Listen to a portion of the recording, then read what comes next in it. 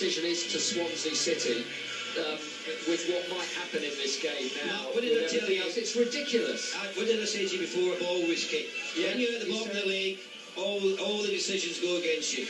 It doesn't matter what it is, you just don't get the rub of the green, and that's been the case there. Yes, it could easily have been a red card. Referee seen it a different way, gave a yellow. It could easily have been a red. And the Rashford incident, if the referee doesn't see it, and he says it could see it, because he had a worse angle than Sam and I, we're like 100 yards away, but at least we're at an angle where we can see it. He's looking right across, so he couldn't see if there was a touch or not. But between the two of them, if he can't see the challenge, you can't give the penalty. Simple as that. You can't guess in football, and that's what I think the officials have done on that occasion. And it looked like Fabianski's done nothing wrong to me. That Rashford's just run into him with his right foot, and he's got away with it, as did Manchester United, who got away with that first half, where they were poor by their standards, lacklustre. Swansea should have done a bit better. Neither keeper's been severely tested, but in the end Swansea find themselves 1-0 down in an uphill battle in the second half. Exactly, changes completely now the tactical basis that Paul Clement's got to work on. Oh yeah, absolutely. I mean, what he's got to try and do now, Mark, going in for the team talk half-time, calm things down, because he'll be furious, his team will be furious, but they have got to try and put that to one side and try to think about the positives from that first half. The Manchester United, they're not on the game. That if we are brave and we take the game to them, we're going to get chances. You had a chance well saved by David De Gea. There's a couple of balls that was delivered in where they didn't really get on the end of it, but they played reasonably well, and they have to try and keep that focus in the second half and think that maybe they'll get a little bit of luck in that second half to get themselves back into it.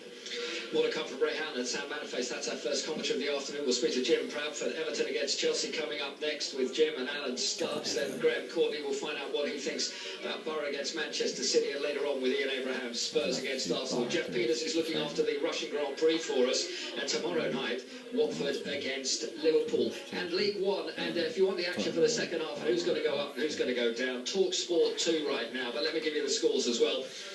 These are mostly half-time. AFC Wimbledon 0, Oldham Athletic 0, deep into injury time in that one. Bolton 1, Peterborough United 0, that's all Bolton need to do today to go up. Bristol Rovers 2, Millwall 3, Charlton 2, Swindon 0, Fleetwood Town, well, they can't do anything if Bolton win. At the moment they're being held by Port Vale, who could do with a win themselves, or else they're going down. Northampton Town 0, Gillingham 0, still giving Port Vale hope that Gillingham haven't taken the lead in that one. Oxford 2, Shrewsbury Town 0, Rochdale 0, Bradford City 1, Scunthorpe United 0, Coventry City 1, Sheffield United 1, Chesterfield 1, Southend United 1, Bury 0, and Walsall 0, MK Dons 2. If it stays like that after the next 45, of course Sheffield United and Bolton Wanderers will be the two sides that are automatically promoted.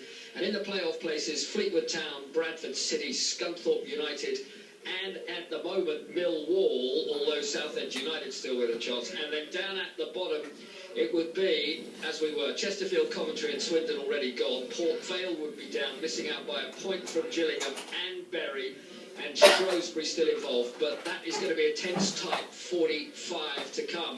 Back here it's going to be a tense 90, no doubt about that. A little bit of breeze up, a warm enough breeze. Blue is the colour today though all round. Here's Jim Proudfoot. Hi Jim. That's just your fingers.